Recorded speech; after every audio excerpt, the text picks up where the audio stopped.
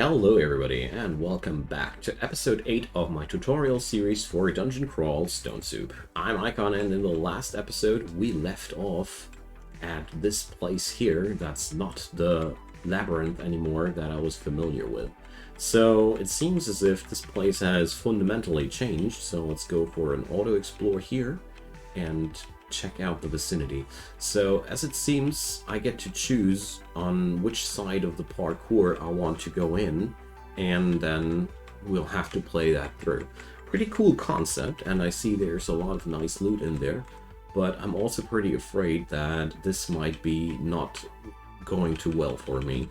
So optional branches like these tend to be extremely deadly, and you should really take them seriously. In my personal scenario here, I'm going to get out of here. Why? Because I want to win the game.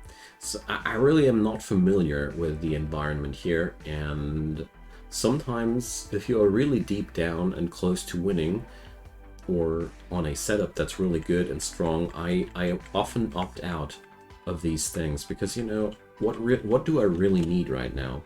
A source of resistance of fire. Yes. Okay. Let's fix that and get that ring of fire. So, done.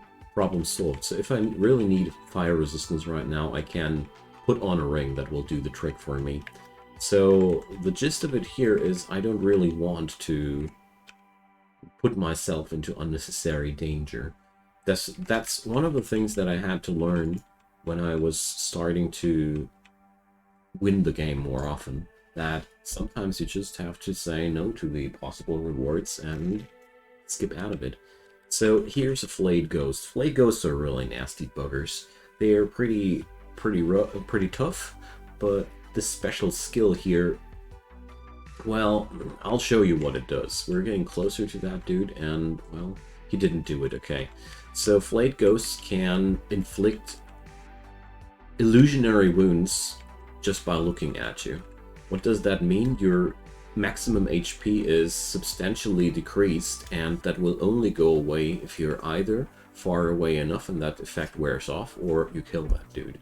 So either way, Flayed Ghosts are really nasty. And here's one zombie that I want to showcase here, because, you know, a Titan zombie is that sort of zombie where you should start to take zombies seriously again. But they share one common weakness with the zombies in general: they're slow and they can't regenerate. So whenever you're facing a big, really nasty zombie, kite them away a little bit and enjoy the show.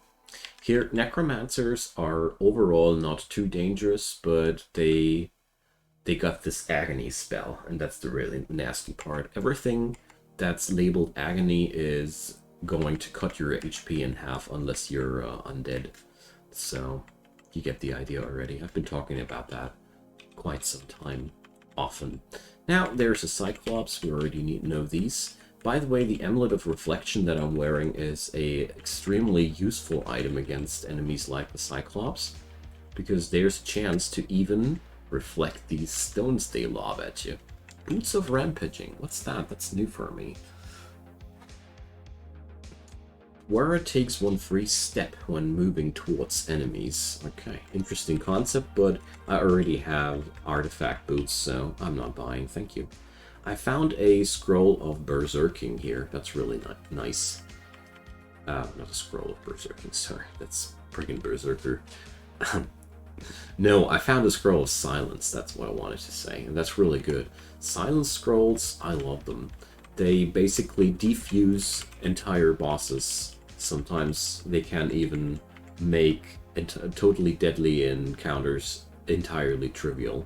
Boggarts. Now, Boggarts are the masters of summoning. They can cast shadow creatures, and that is a spell that creates illusions of monsters that live on the level that you're traversing. So Boggarts on this distance, well, they haven't noticed me yet, but now they do. What I love to do with these is to blow them up with with Ice Blast ones, because Boggarts don't have much HP, and Ice Blast can't miss. That's really a nice combo, so You can get rid of these dudes quite easily with Ice Blast ones here. Here, by the way, I'm pressing capital V to directly select a wand to evoke instead of quivering it. So here we go. That was a pretty costly endeavor, but you know, boggarts, when they are on a distance, that's when they are deadliest. I was talking about summoners in the last episode already, and it's the same there. If they are far away and you can't reach them, they're really dangerous. And I know that boggarts love to come in packs, so that's why I went all in on them already. And I'm auto-exploring at this point because I feel confident that I'm able to take everything here without any bigger issues. Centaur Warriors. There's the first Deep Elf Pyromancer. That's a typical enemy of the Elven Halls, so you can check it out. They can summon fire elementals, they wield some nasty fire magics, and they can blink as well. So pretty nifty enemies, but we're just smacking them. Ifrit. I have no fire resistance right now, so I'm stepping back a little bit to force him around the corner. This using of corners is going to be your second nature.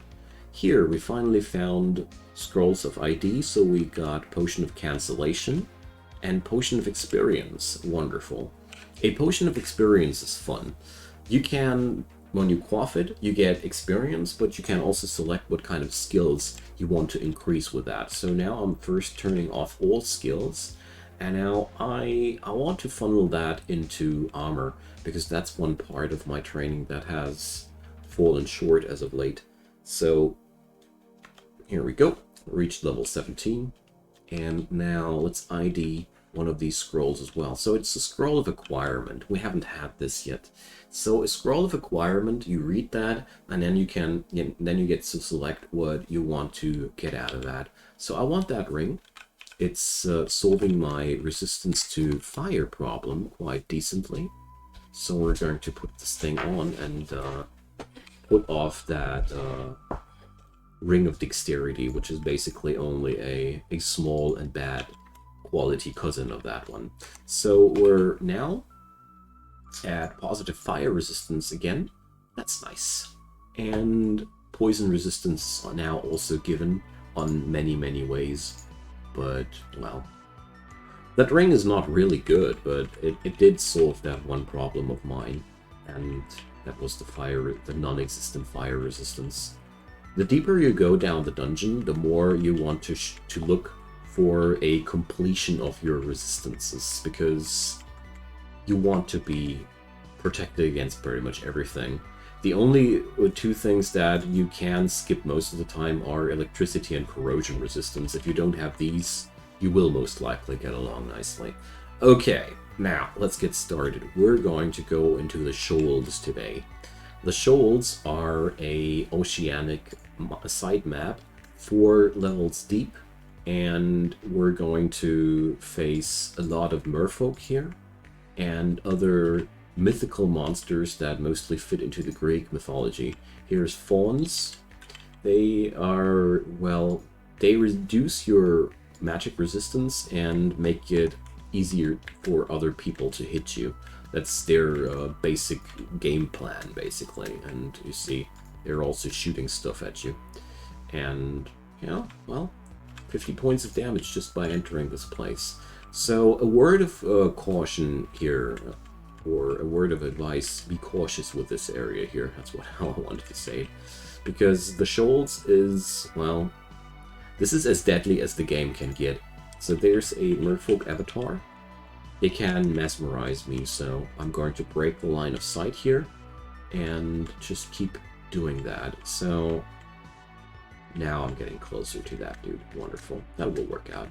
They also spawn these drowned soul thingies that will try to kill you while you can't escape.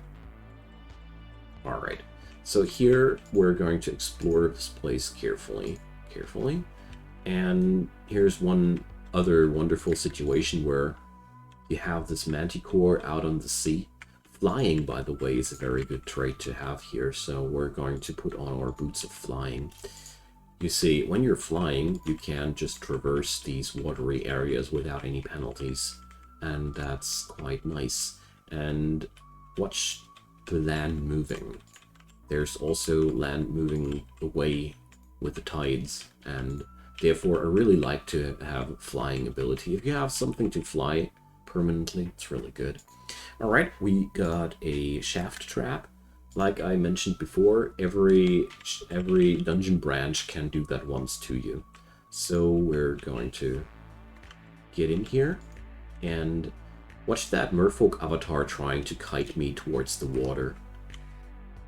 So Merfolk, by the way, are substantially weaker on land. Once they are in water, they transform and they're much faster. On land, they aren't. So if you have wands of flame, by the way, they are massively good in the shoals. So we're going to use that now and zap that Merfolk avatar. So watch him die. He's standing in a scalding cloud of steam, because if you use fire on a body of water, you produce steam, and that deals a lot of damage. And here's a first Merfolk Impaler. I immediately turned on Finesse, and I'm also going to turn on Heroism, because these dudes are among the most deadly melee enemies you will face in the shoals. They have a very high evasion rating, and they come with very strong and powerful polearms. So I consider them among the most deadly things, together with the Javelineers, that are the ranged elite unit of the Merfolk. So I got barbed. I'm still going to step around the corner here one more time to get rid of the barbs for one, and force the Merfolk still closer to me. So I'm now resting up and still looking for an upwards staircase. Windbreaks, they got airstrike, so they can hurt you a lot when you're flying.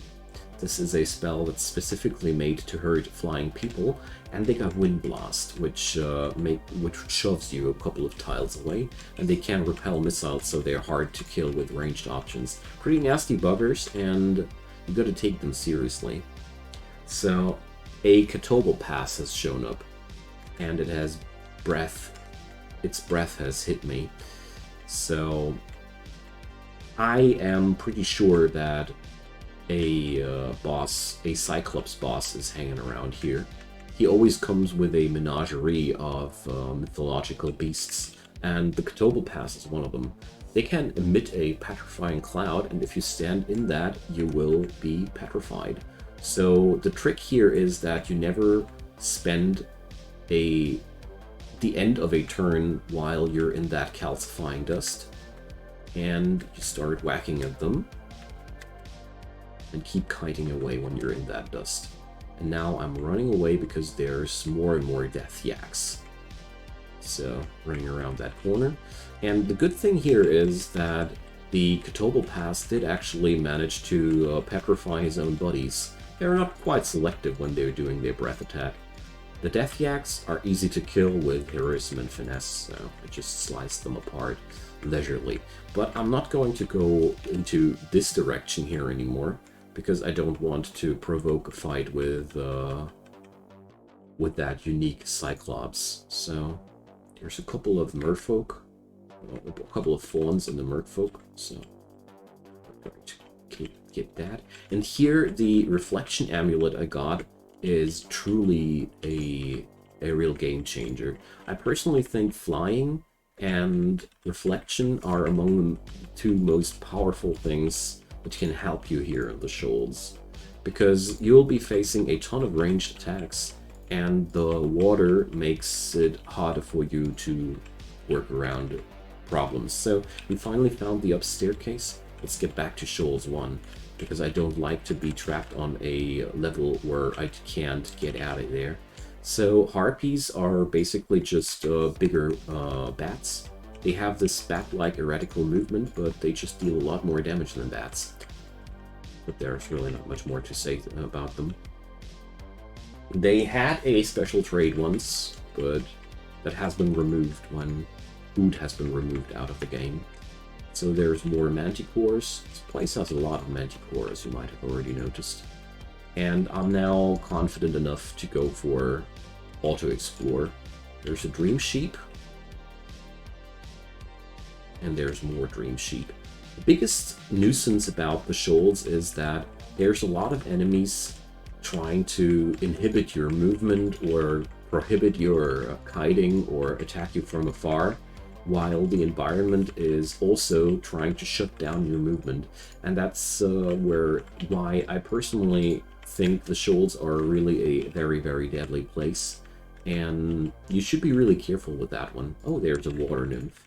Water nymphs are extremely deadly.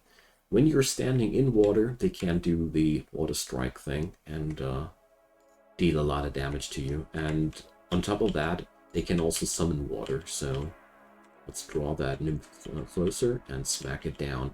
Whenever you can reach a nymph in a fight, try to disengage as quick as possible, because nymphs can deal, water nymphs deal tremendous amounts of damage if you let them go unchecked. So there's a scroll of summoning that's totally unnecessary for me as a Okawaru follower. I'm not allowed to have allies, so goodbye. Okay, we've finished this level, so let's get downstairs.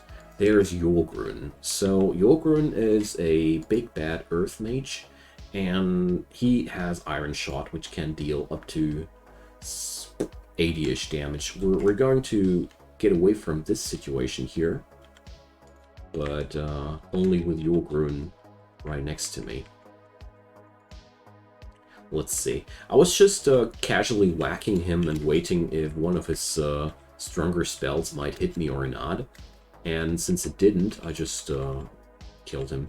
As a strong fighter, you can always go for that option to try and hurt the ranged the mage as much as possible and see how it goes. You can then still pop your emergency buttons if you start suffering damage. Okay, so here's my first Merfolk Javelin. These dudes are always coming with javelins, like the name implies, and they're really good at throwing them. This is a really nasty combination because, you know, javelins are among the most powerful thrown weapons in the game, if not the most powerful thrown weapons. That in the hands of a very seasoned people, that's really no good news. Well, let me correct myself. Large rocks are the strongest thrown weapons, and Polyphemus, the Cyclops, can do so. Well, but you get the idea. Javelineers are really, really powerful. Combined with Impalers, they can take down even a heavily armored character like mine quite easily. I have to take them extremely seriously, like give me 3 Javelineers and 3 Impalers at once and you see me running like you haven't seen me running before. Because I know how dangerous these are. Oh, talking about dangerous, here's a Kraken. Now, Kraken are really, really nasty buggers. So, you see, they spawn these tentacles, and they hurt you with these tentacles. And as you see, the Kraken also hurts a lot. And with each tentacle that you kill, the Kraken gets wounded. So, if you want to kill them, you just need to kill enough tentacles. Sooner or later, it will die. But I made it look quite easy here, but seriously, they belong to the most dangerous enemies in this dungeon branch. Take them seriously, take them carefully, and especially try not to let yourself get swarmed by those tentacles like I did there. I was only doing this because I knew that my character can't afford that. Like, at some point, if you are playing a Minotaur fighter with a big suit of plate armor, you are really hard to kill. But that's, well, it's also dangerous at the same moment because it can lure you into a feeling of false safety. But overall, dying in this game should never be taken as something you should be worried or angry about. You always learn something. So, Ilsui, the Water Witch. Now, she is like one of the more deadly things in here, but there's one good thing about her. She can see invisible, so we're just going to turn on our hero buffs and start going crazy on her. So she has turned herself invisible, but well, gonna get rid of her anyways. Okay, so something hits me but does no damage. Ah, here she is. So we're going to take her down, and that's that. Invisibility is an amazingly powerful trade, and Ilsuiv is among the most deadly bosses down here, so take her seriously. Invisibility works good against her, but if you don't have that available, you can also go for just the good old wand spam, like I did with the other boss. Just toss a lot of acid wand charges onto somebody, it always does the trick. And last but not least, you can also use a Scroll of Silence. That also does a lot of good work here. So I'm going to turn on Heroism and Finesse this time for the Kraken, because I'm afraid that I might suffer too much damage here, but here. As soon as you have killed enough of its tentacles, it's going to die.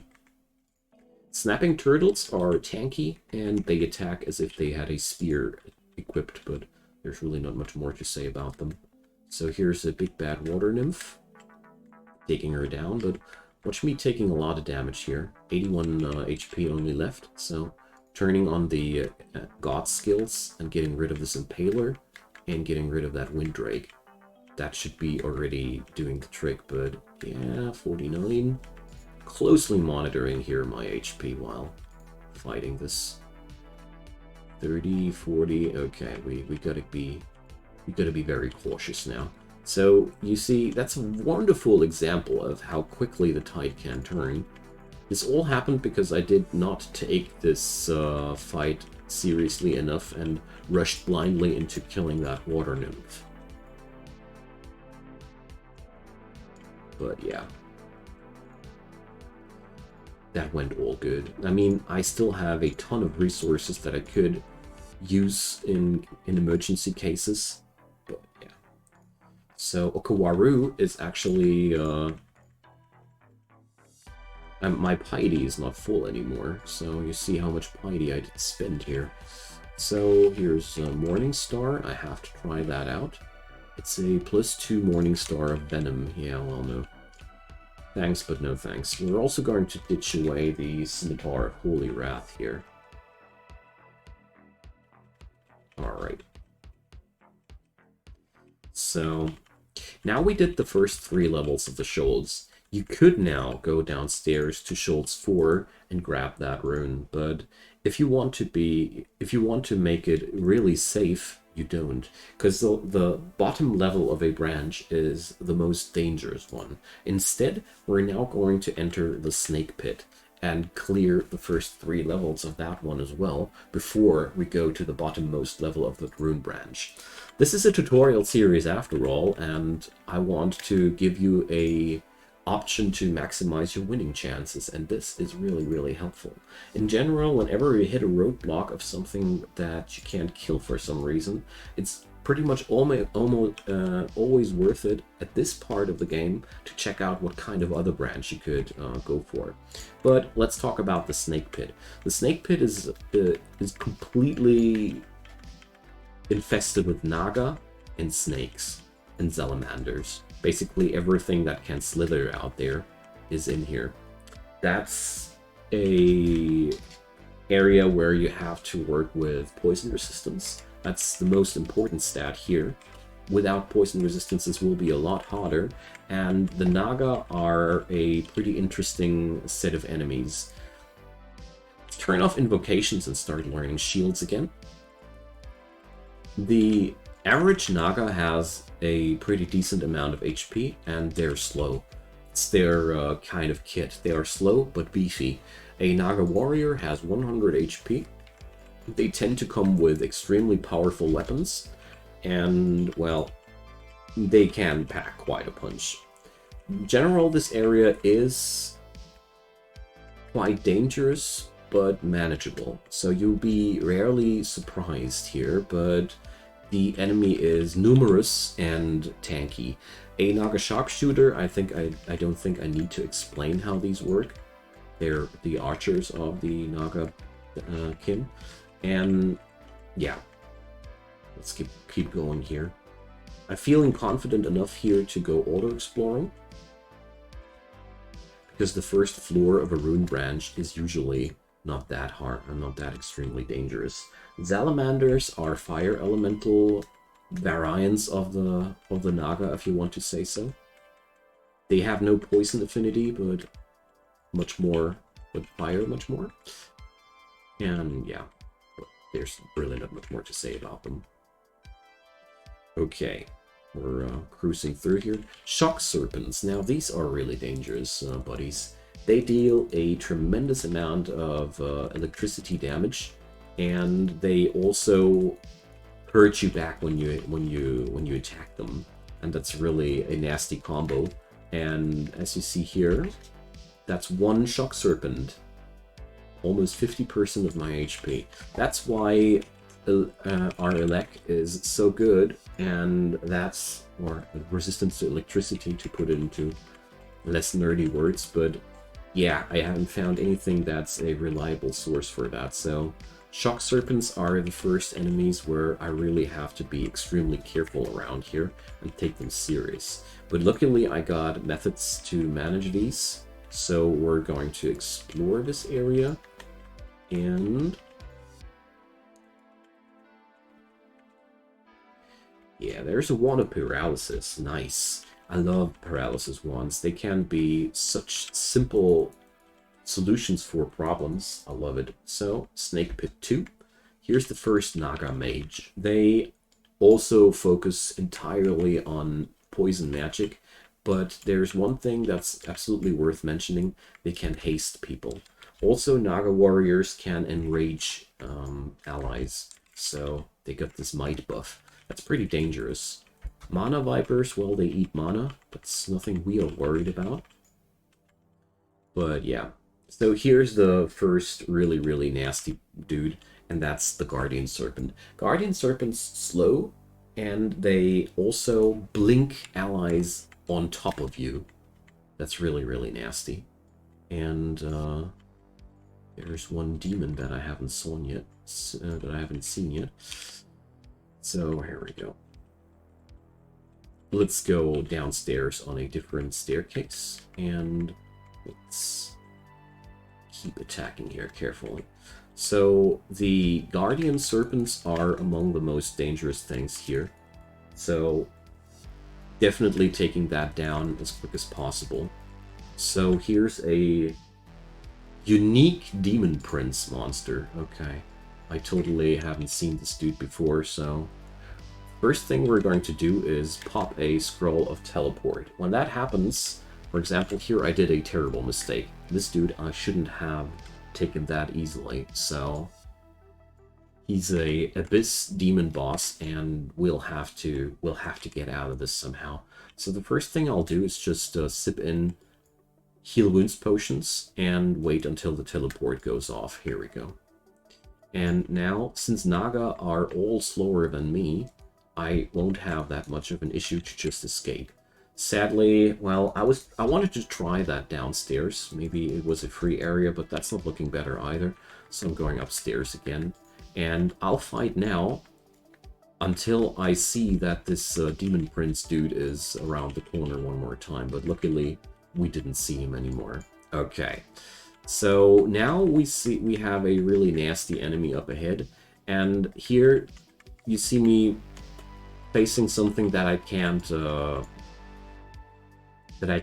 really say how powerful it is or not. So we're going to take this fight very, very carefully and under my circumstances. So here is again, and let's examine him one more time really carefully. So this thing has 140 HP. It can buff might, and it can cause fear with a very, very high chance. So leaving the caster's line of sight will end the effect. So I don't really see many chances of me winning this fight. So what I'm doing instead is I'm running away. And we're not going to enter this place anytime too soon. So there's now two options how to deal with this situation. The first one is just leave it alone, but we're not like that. We're now going to use a nifty other strategy, and that's going to be just avoiding that. So I'm constricted by the Anaconda. have to take that, and well, that's a lot of Black Mamba, so I'll rather turn on that finesse. Here we go. Okay, so the idea behind what I'm trying here is quite simple. I want to hit a different down staircase and just avoid that boss, because you know you don't need to kill everything, like I keep saying, and it's true, you don't need to. So we could now either magic map this area or carefully explore further. So there's another of these guardian serpents. The best way of killing them is just, as usual, luring them around the corner and trying to whack them while they can't see you. Or, lure them inside your face while they can't see you. So here I'm facing a couple of warriors, and since I went down to 60 HP, I just went upstairs to regenerate a bit. These fighters, when they come in larger numbers, they tend to give each other these might buffs, and that's where things go really, really nasty. So now I'm going downstairs and just pretend as if I haven't seen this dude. So here we go. Alright, we're constricted yet again. I'm fleeing towards that upwards staircase, and here, well, take down that Naga warrior, but most importantly, I don't want to rest on the floor where the boss is at.